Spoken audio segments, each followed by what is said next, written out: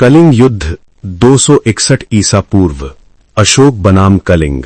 261 ईसा पूर्व भारतीय इतिहास की एक घातक और हृदय छू लेने वाली घटना घटित हुई, कलिंग युद्ध। यह केवल दो राज्यों के बीच युद्ध नहीं था, बल्कि मानवता और सत्ता के बीच की लड़ाई थी। एक ओर था मगध का युवा और महाविजयी सम्राट अशोक, जो अपने साम्राज्य को विस्तार देने की इच्छा से भरा हुआ था, और दूसरी ओर था स्वतंत्रता के प्रतीक कलिंग का गणराज्य, जिसकी भूमि और जनता अपने स्वाभिमान की रक्षा के लिए तैयार थी। यह युद्ध न केवल तलवारों और भालों से लड़ा गया, बल्कि यह हृदय और आत्मा के युद्ध का प्रतीक भी बना। दया नदी की शांत लहरें उस दिन लाल हो गईं। गांवों और खेतों में माताओं, बच्चों और वृद्धों की चीखें गूंज उठीं, और इसी विनाश के बीच एक सम्राट में अपने भीतर झांक कर जाना कि विजय केवल शक्ति से नहीं, करुणा और न्याय से मापी जाती है। ये कहानी आपको ले जाएगी उस समय की धधकती तपती धरती पर, जहां वीरता, प्रेम, दुख और पश्चाताप सब कुछ एक साथ बह रहा था। ये कहानी है अशोक की आत्मा की लड़ाई की। एक ऐसा सम्राट जिसने इतिहास को न केवल युद्ध की ताकत से, बल्कि धर्म और करुणा की शक्ति से मोड़ा। युद्ध से पहले की खामोशी। कलिंग की धरती उस सुबह कुछ अलग ही सांस ले रही थी। समुद्र से उठती नम हवा धान के खेतों को छूती हुई जैसे कोई अनजानी आशंका साथ लिए चल रही हो। दया नदी अब भी शांति से बह रही थी, पर उसकी लहरों में एक अजीब सी बेचैनी थी, मानो वो आने वाले रक्तपात को पहले ही देख रही हो। गांवों में बच्चे खेल रहे थे, स्त्रियां कुओं से पानी भर रही थीं, और बुजुर्ग पीपल के नीचे बैठकर जीवन की पुरानी कथाएं सुना रहे थे। किसी को अंदाजा नहीं था कि कुछ ही दिनों में यही धरती लाशों से भर जाएगी और यही नदी लाल हो जाएगी। कलिंग कोई साधारण राज्य नहीं था। यह केवल एक भूभाग नहीं, बल्कि स्वाभिमान था। स्वतंत्रता यहां का धर्म थी। मगध के शक्तिशाली साम्राज्य ने भारत के अधिकांश हिस्सों को अपने अधीन कर लिया था, पर कलिंग ने कभी सिर नहीं झुकाया। यही कारण था कि मगध के सम्राट अशोक की आंखों में कलिंग एक कांटे की तरह चुभता था, एक ऐसा राज्य जो उसके साम्राज्य की पूर्णता में बाधा बन रहा था। पाटलिपुत्र के राजमहल में उस समय अशोक अकेला बैठा था। विशाल स्तंभों से घिरा हुआ वो कक्ष, जहां कभी मंत्रियों की आवाजें गूंजती थीं, आज असामान्य रूप से शांत था। दीवारों पर लगे मशालों की लौ हिल रही थी, जैसे वो भी सम्राट के मन की उथल पुथल को समझ रही हो। अशोक के चेहरे पर कठोरता थी, वही कठोरता जिसने उसे सत्ता तक पहुंचाया था। वो कोई साधारण राजा नहीं था। वो चंद्रगुप्त मौर्य का पौत्र और बिंदुसार का पुत्र था, जिसकी रगों में विजय की आग दौड़ती थी। पर यह आग सहज नहीं चली थी। अशोक ने सत्ता ऐसे नहीं पाई थी जैसे कोई उत्तराधिकारी सिंहासन पर बैठ जाता है। उसने अपने ही भाइयों के रक्त से रास्ता बनाया था। उस रक्त की गंध आज भी कहीं न कहीं उसकी आत्मा में बसी हुई थी। शायद यही कारण था कि वो शांति से डरता था। उसे युद्ध चाहिए था, जीत चाहिए थी, ताकि भीतर की आवाज दब सके। मंत्री परिषद ने उसे समझाने की कोशिश की थी। महाराज, कलिंग से व्यापार के संबंध बनाए जा सकते हैं। समुद्री मार्गों पर उनका नियंत्रण हमारे लिए उपयोगी हो सकता है। लेकिन अशोक की आंखों में केवल एक ही प्रश्न था, क्या वो मेरी सत्ता स्वीकार करेंगे? और जब उत्तर नहीं था, तो फिर विकल्प भी एक ही था, युद्ध। कलिंग के राजा खारवेल नहीं थे, जैसा बाद में इतिहास भ्रमित करता है, बल्कि उस समय कलिंग एक गणराज्य सा स्वरूप लिए हुए था, जहां राजा से अधिक महत्व जनता की इच्छा का था। यही बात मगध को और चुभती थी। कलिंग के योद्धा जानते थे कि वे अशोक की विशाल सेना के सामने संख्या में कम है, पर उनके पास कुछ था जो मगध के सैनिकों के पास नहीं था, अपनी मिट्टी के लिए मरने का संकल्प। कलिंग की सभाओं में युद्ध की चर्चा होने लगी थी। बुजुर्गों की आंखों में चिंता थी, पर शर्म नहीं। युवाओं की मुट्ठियां कस चुकी थीं। माताएं अपने बच्चों को देखती थीं और मन ही मन जानती थीं कि शायद ये आखिरी बार हो। फिर भी किसी ने रोना नहीं चुना। कलिंग रोता नहीं था, कलिंग लड़ता था। उधर मगध की सेना तैयार हो रही थी। हाथियों की चिंगाड़, घोड़ों की टापें, लोहे की तलवारों की टकराहट, सब मिलकर एक भयानक संगीत रच रहे थे। ये वही सेना थी जिसने उत्तर से दक्षिण तक अपने परचम लहराए थे। सैनिकों को विश्वास था कि ये भी एक आसान विजय होगी।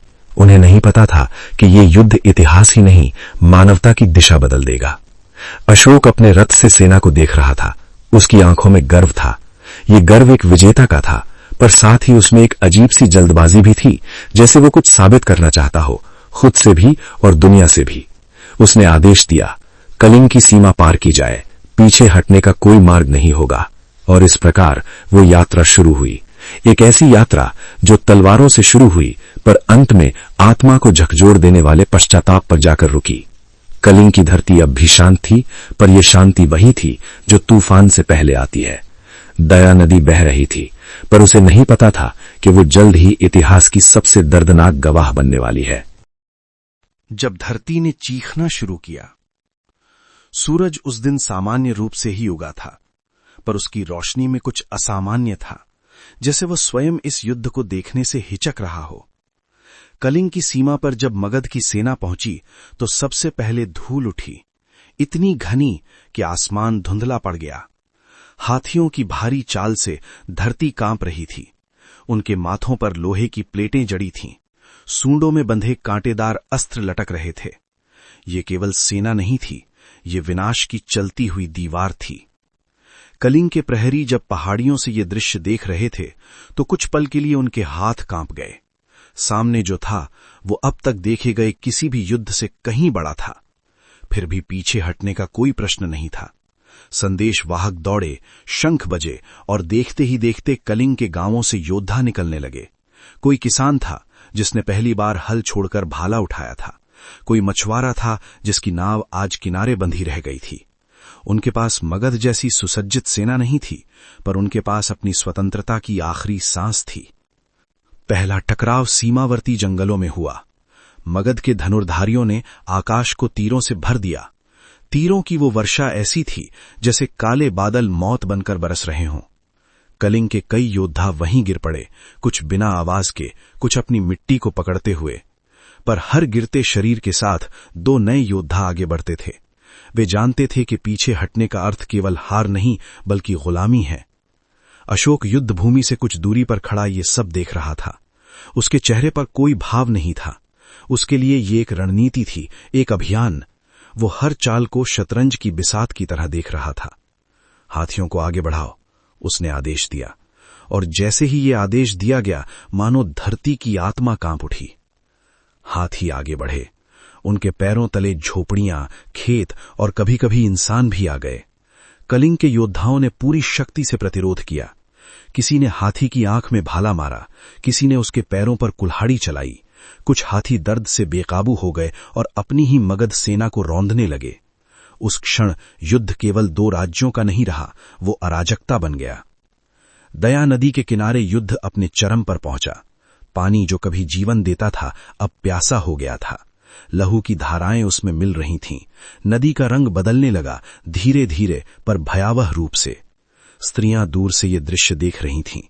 वे अपने बच्चों को सीने से लगाए खड़ी थीं, ये जानते हुए कि अगर सेना टूटी तो अगला नंबर उनका होगा। और फिर वो हुआ जो युद्ध की सबसे क्रूर सच्चाई होती है। सेना गांवों तक पहुंच गई। आग लगाई गई, घर जले, रोने की आवाजें तलवारों की झंकार में दब गईं। बच्चे मां को ढूंढते रहे, मां बच्चे को। किसी ने नहीं पूछा कि वो सैनिक है या नागरिक। उस दिन मनुष्य केवल शरीर बनकर रह गया था। कलिंग के एक वृद्ध ने, जिसकी दाढ़ी खून से भीग चुकी थी, एक मगध सैनिक से कहा, हमने तुम्हारा क्या बिगाड़ा है? उत्तर में केवल तलवार चली। अशोक अब भी जीत के समीकरण गिन रहा था। कितना क्षेत्र लिया गया, कितनी सेना बची। पर कहीं बहुत भीतर एक हल्की सी बेचैनी ने जन्म लिया। उसने दूर देखा, धुआं, आग और गिरते हुए लोग। ये दृश्य उसने पहले भी देखे थे, पर आज कुछ अलग था। शायद इसलिए क्योंकि कलिंग टूट नहीं रहा था, हारते हुए भी वो झुक नहीं रहा था। रात होते होते युद्ध थमा नहीं, बस धीमा हुआ। चीत्कारें अब भी गूंज रही थीं। दया नदी के किनारे शव पड़े थे, इतने कि उन्हें गिनना असंभव था। चांदनी उन पर पड़ रही थी, जैसे कोई मौन प्रार्थना कर रही हो। कलिंग ने उस दिन बहुत कुछ खोया, पर आत्मा नहीं। और अशोक ने उस दिन बहुत कुछ जीता, पर अनजाने में अपने जीवन का सबसे भारी बोझ भी।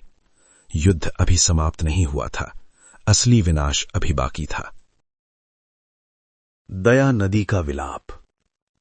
तीसरे दिन की सुबह आई, पर उसे सुबह कहना एक औपचारिकता भर थी। सूरज उगा जरूर, लेकिन उसकी किरणों में न गर्मी थी न उजाला, बस एक थकी हुई उदासी। दया नदी के किनारे धुंध छाई हुई थी, और उस धुंध के भीतर बिखरे पड़े थे हजारों शरीर, कुछ निर्जीव, कुछ अंतिम सांसों से जूझते हुए। हवा में लोहे, धुएं और रक्त की मिलीजुली गंध थी, ऐसी गंध जो फेफड़ों में नहीं, आत्मा में उतरती है। मगध की सेना को अंतिम आदेश मिल चुका था, पूर्ण विजय।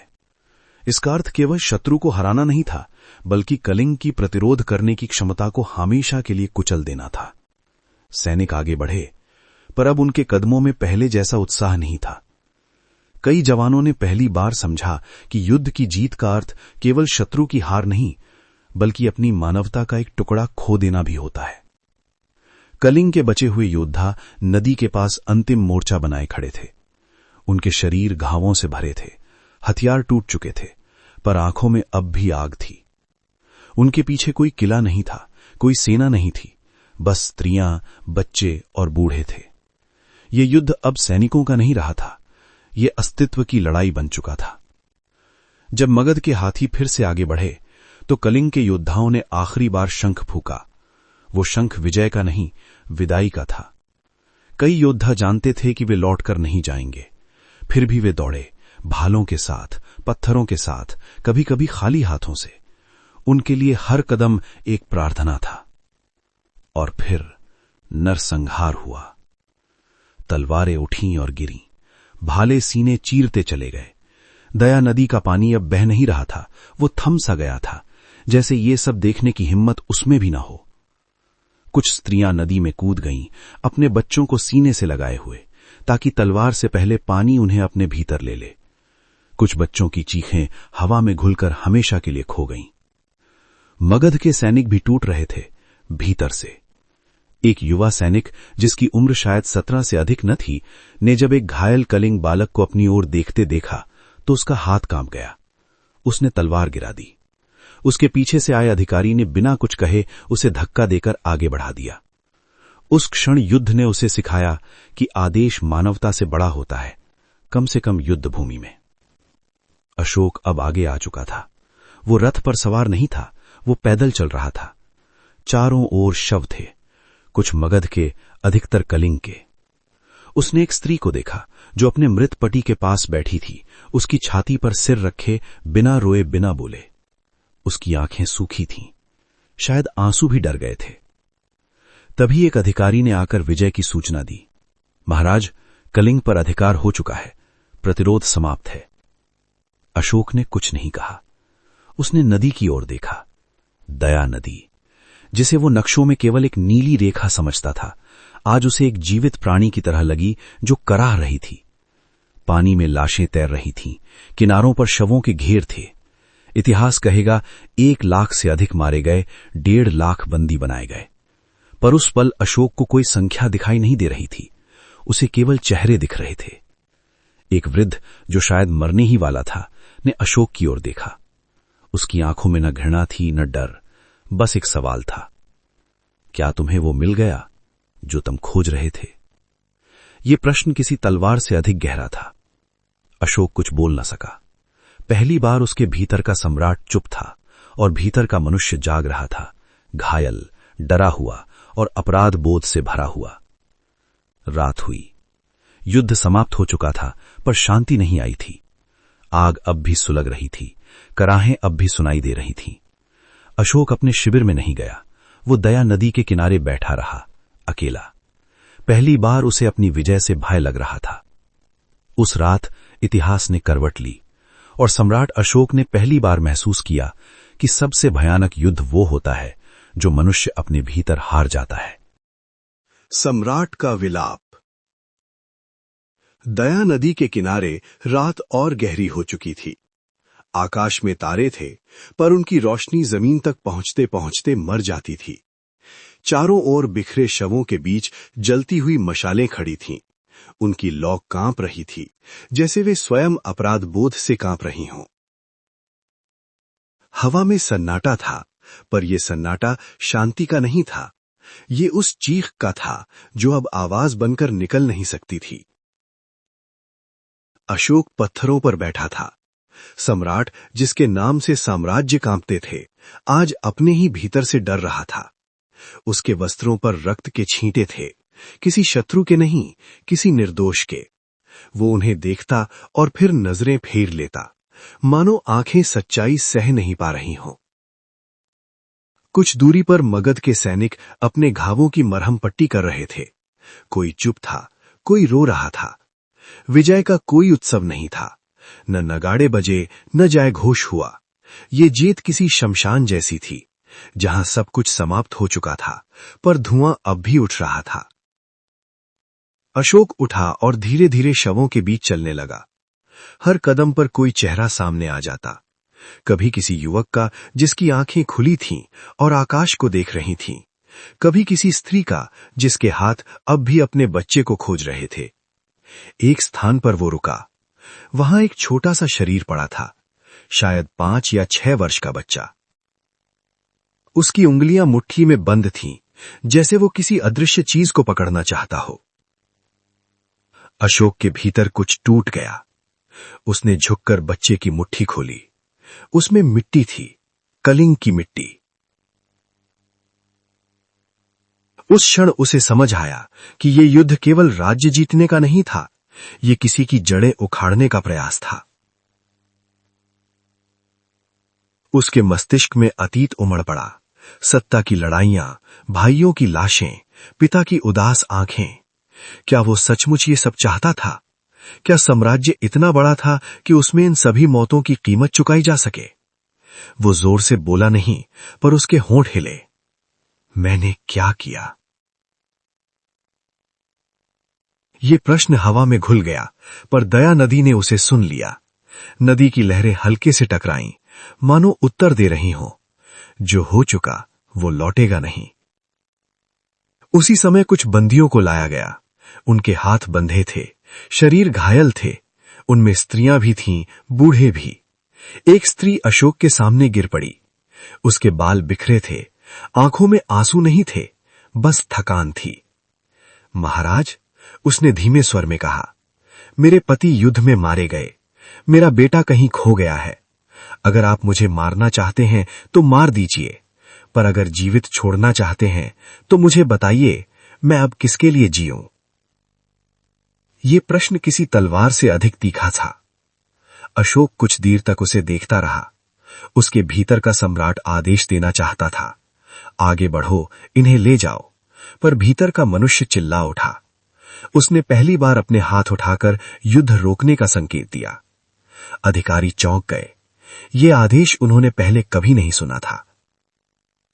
इन्हें छोड़ दो, अशोक ने कहा। उसकी आवाज भारी थी, जैसे शब्द बाहर आने से पहले 100 बार टूटे हों। वो स्त्री कुछ समझ नहीं पाई। उसके लिए ये दया नहीं थी, ये बस एक और रहस्य था। वो उठी और धीरे धीरे अंधेरे में खो गई। रात बीतती गई। अशोक सो नहीं सका। हर बार आंखें बंद करता, वही दृश्य लौट आते। लहू, आग, चीखें। उसने महसूस किया कि वो जीत गया है, पर शांति हार गया है। और बिना शांति के साम्राज्य केवल एक बड़ा कैदखाना होता है। उसी भोर जब सूरज फिर से उगा, अशोक ने एक निर्णय लिया। ऐसा निर्णय जो आने वाले युगों में उसे महान बनाएगा, पर उस क्षण उसे बस एक पश्चातापी मनुष्य बना रहा था। उसने अपने एक विश्वस्त अधिकारी से कहा, अगर सत्ता पाने की यही कीमत है, तो ऐसी सत्ता व्यर्थ है। ये युद्ध उसके जीवन का अंतिम युद्ध था। कम से कम तलवारों से लड़ा गया। तलवार से धम्म तक। भोर की पहली किरण जब दया नदी पर पड़ी, तो पानी में फैला रक्त अब सूखने लगा था। पर जो सूख नहीं सकता था, वो था अशोक का अपराध बोध। रात भर वो वहीं बैठा रहा, न सम्राट की तरह, न विजेता की तरह, बल्कि एक ऐसे मनुष्य की तरह जिसने अपनी ही आत्मा को घायल कर लिया हो। मगध की सेना अब कलिंग में फैली हुई थी, पर कहीं कोई उत्सव नहीं था। नगाड़े शांत थे, विजय पताकाएं अधूरी सी लटक रही थीं। सैनिकों की आंखों में थकान थी, और कहीं कहीं डर भी। डर इस बात का कि वे जिस विजय का हिस्सा बने, वो कहीं अभिशाप न बन जाए। अशोक ने पहली बार आदेश दिया कि युद्ध भूमि को सम्राट की नजरों से नहीं, मनुष्य की दृष्टि से देखा जाए। उसने कहा कि घायल चाहे मगध का हो या कलिंग का, सबका उपचार किया जाए। ये आदेश सैनिकों के लिए असामान्य था। वे चकित थे। युद्ध के बाद शत्रु की सुध लेना उन्होंने पहले कभी नहीं देखा था। उसी दिन उसे बताया गया कि पास के एक उपवन में कुछ बौद्ध भिक्षु ठहरे हुए हैं। वे युद्ध से दूर थे, पर उसकी गूंज उनके मौन तक पहुंच चुकी थी। अशोक ने उन्हें बुलवाया। ये पहला अवसर था जब वो किसी संत से सम्राट बनकर नहीं, बल्कि उत्तर खोजते हुए मिलने जा रहा था। भिक्षु शांत थे, उनके वस्त्र साधारण थे, पर आंखों में एक गहरा स्थैर्य था, वही स्थैर्य जो अशोक को अपने भीतर कहीं खोया हुआ लगा। उनमें से एक वृद्ध भिक्षु ने अशोक को देखकर न प्रणाम किया न भय दिखाया। उसने केवल पूछा, महाराज, आपने विजय पाई है या शांति खोजने आए हैं? अशोक कुछ क्षण चुप रहा, फिर बोला, मैंने सब कुछ जीत लिया, पर स्वयं को खो दिया है। भिक्षु मुस्कुराया, विजय पर नहीं, स्वीकारोक्ति पर।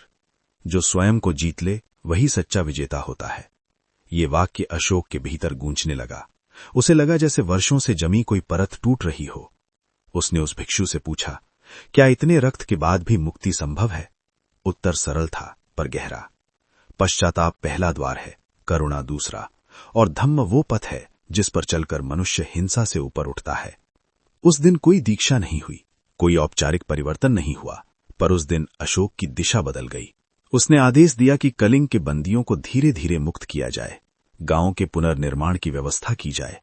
ये कोई राजनीतिक चाल नहीं थी, ये एक टूटी हुई आत्मा का प्रयास था, अपने ही कर्मों का भार हल्का करने का। रात को अशोक अकेला बैठा। उसके सामने तलवार रखी थी, वही तलवार जिसने न जाने कितने जीवन समाप्त किए थे। उसने उसे उठाया, देखा और फिर धीरे से एक ओर रख दिया।